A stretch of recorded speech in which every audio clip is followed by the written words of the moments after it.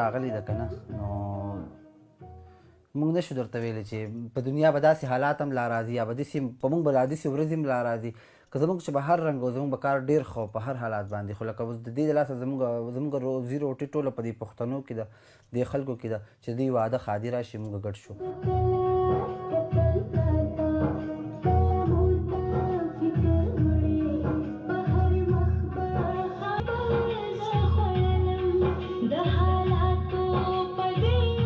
हम लोग घर में बैठे हुए लॉकडाउन की वजह से कोरोना वायरस की वजह से د لاکډاون د لاسه موږ په کورونو کې بند شوي یو د دغې د لاسه موږ په تاوان کې یو.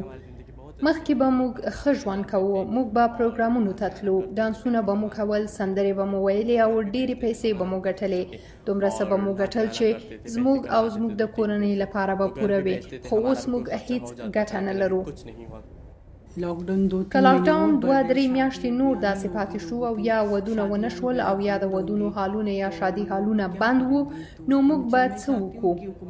زه غواړم چې حکومت دې زموږ په اړه هم لږ سوچ وکړي.